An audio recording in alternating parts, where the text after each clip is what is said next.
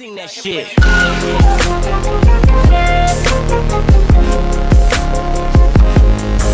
Yeah.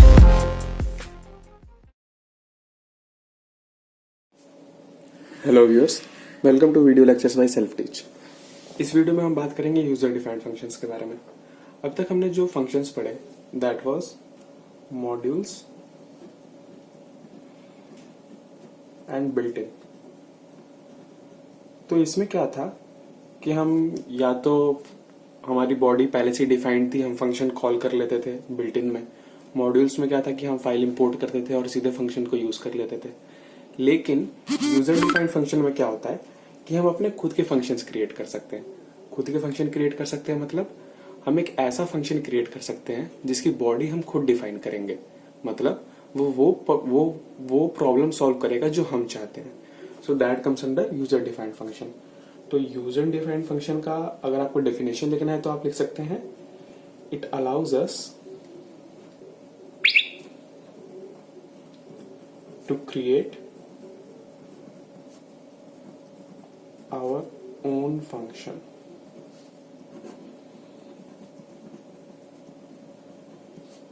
सो ये user defined function का काम। अब हम अपना खुद का फंक्शन कैसे बना सकते हैं, यूजर डिफाइंड फंक्शन हम कैसे डिक्लेयर करते हैं, उसको हम लिखेंगे।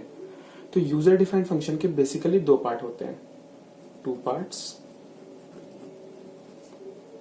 एक होता है फंक्शन डेफिनेशन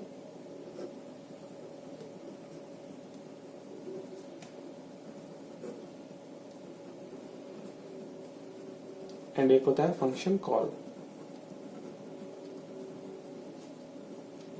इन दोनों पार्ट को मिला के एक फंक्शन बनता है जिसको हम यूजर डिफाइंड फंक्शन कहते हैं। अब फंक्शन डेफिनेशन को डिक्लेयर करने का सिंटेक्स क्या है और फंक्शन कॉल का सिंटेक्स क्या है वो देखते हैं। तो फंक्शन डेफिनेशन पे आते हैं पहले। तो फंक्शन डेफिनेशन में सबसे पहले हम डेफ कीवर्ड लिखते हैं, DEF डेफ कीवर्ड। उसके बाद हम अपने फंक्शन का नाम लिखते हैं। ये फंक्शन का नाम कोई भी वैलिड आइडेंटिफायर हो सकता है। उसके बाद हम ब्रैकेट्स देते हैं और इन ब्रैकेट्स में अपने आर्ग्यूमेंट्स मेंशन करते हैं। कई प्रोग्राम हो सकते हैं जिनमें आर्ग्यूमेंट्स ना भी हो, तो वहां पे हम केवल सीधे प्लेन ब्रैकेट्स लगा देंगे। कई हो सकते हैं जिसमें मल्टीपल आर्ग्यूमेंट्स हो, तो उसमें हम उतने आर्ग्यूमेंट्स को कॉमा कॉमा करके लगा सकते हैं। उसके बाद हम यहाँ पे डालते हैं सेमीकोलन, सॉरी कॉलन। उसके बाद हम इंडेंटेशन देते हैं।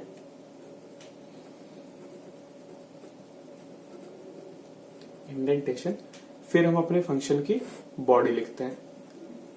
ये सेम है हमारा लूप्स की तरह या इफ एल्स की तरह कि इंडेंटेशन करने के बाद हम अपनी फंक्शन की बॉडी लिखते हैं।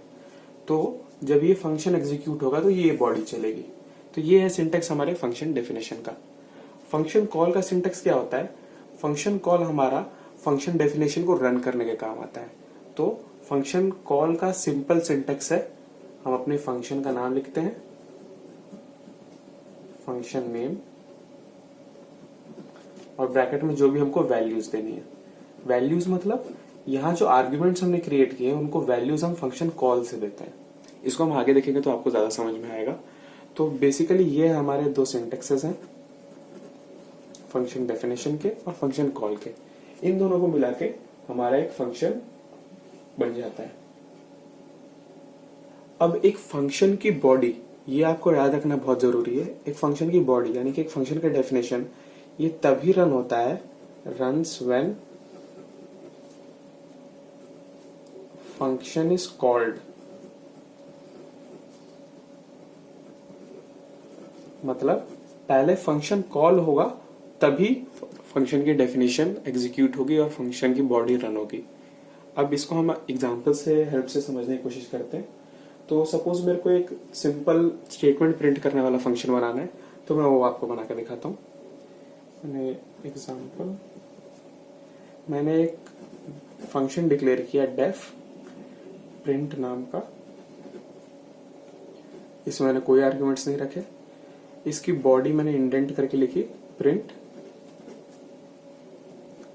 This is a function.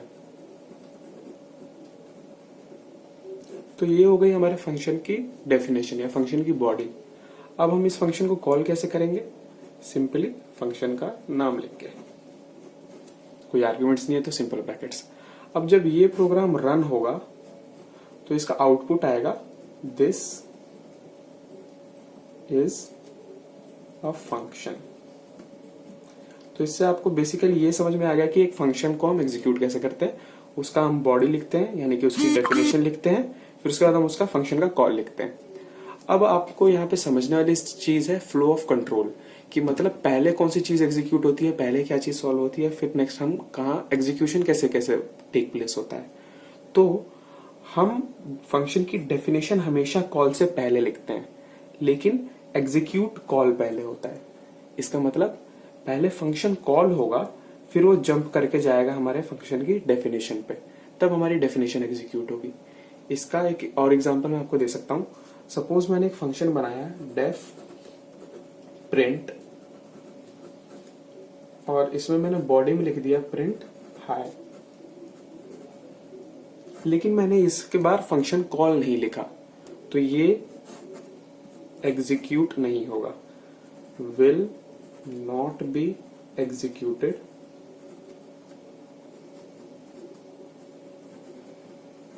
As there is no function call. मतलब हमको ये समझ में आ गया कि फंक्शन डेफिनेशन तभी रन होगी जब फंक्शन कॉल होगा। तो यहां से जो हमने पॉइंट्स गैदर किए वो है कि हमको पहले फंक्शन डेफिनेशन लिखनी होती है, फिर फंक्शन कॉल लिखना होता है। मतलब फंक्शन कॉल कांट बी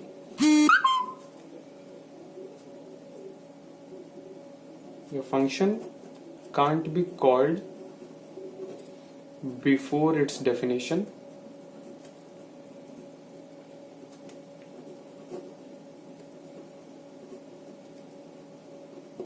ठीक है।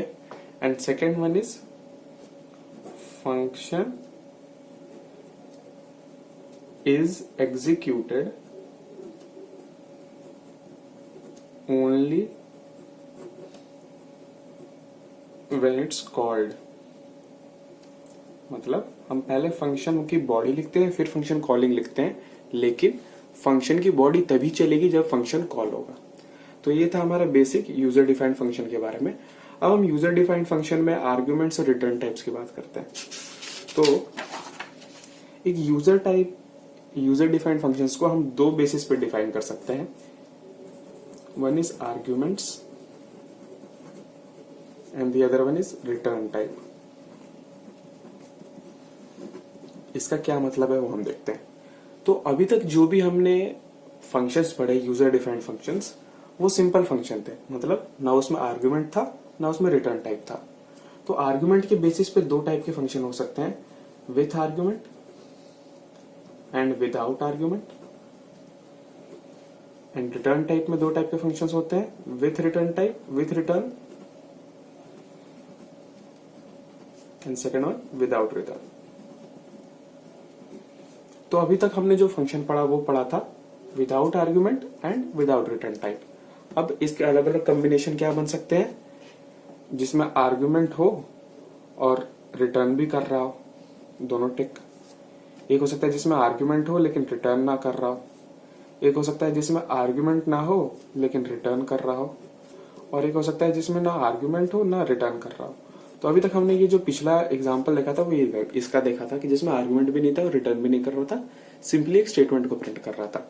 अब हम इन सब एग्जांपल्स को एक बार देख लेते हैं कि ये कैसे इंप्लीमेंट होते हैं। सपोज मेरे को 2 नंबर का सम फाइंड करना है, तो मैंने एक फंक्शन लिखा डेफ, फंक्शन का नाम लिखा सम, और यहाँ मैंने 2 आर्ग्यूमेंट्स लिखे ए एंड बी जिनका मेरे को सम फाइंड करना है। तो ये किस टाइप का फंक्शन हो गया, विथ आर्ग्यूमेंट वाला। इसकी बॉडी में मैंने लिखा प्रिंट ए कॉमा बी, उसके बाद मैंने फंक्शन कॉल के टाइम पे लिख दिया सम ऑफ 4,5। तो क्या होगा, जब फंक्शन कॉल होगा 4,5 तो ए में वैल्यू जाएगी 4 और बी में वैल्यू जाएगी 5 और हमारा रिजल्ट प्रिंट हो जाएगा 9। सो ये किस टाइप का फंक्शन हुआ, जिसमें आर्ग्यूमेंट थे लेकिन रिटर्न टाइप नहीं था। ठीक है। अब हम नेक्स्ट टाइप का देखेंगे जिसमें रिटर्न टाइप भी हो। फिर हमारे सारे केसेस हो जाएंगे, क्योंकि हमने दोनों without arguments and return type भी देख लिया है, एक आर्ग्यूमेंट वाला देख लिया, अब एक रिटर्न टाइप वाला देख लेते हैं। रिटर्न टाइप वाला क्या करता है, हमारे फंक्शन की बॉडी एग्जीक्यूट करने के बाद एक रिजल्ट को रिटर्न करता है हमारे फंक्शन कॉल पे। इसका हम एग्जांपल देते हैं। इसी सम फंक्शन को मैं ऐसे लिख सकता था, डेफ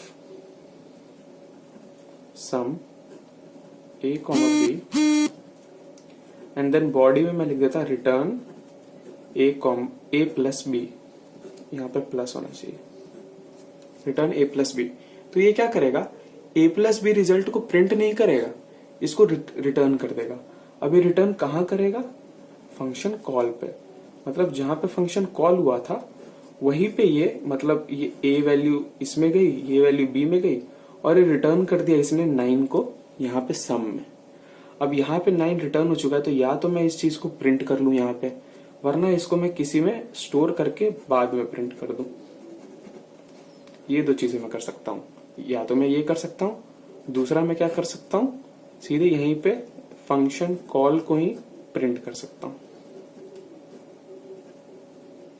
दोनों केसेस में आंसर सेम आएगा।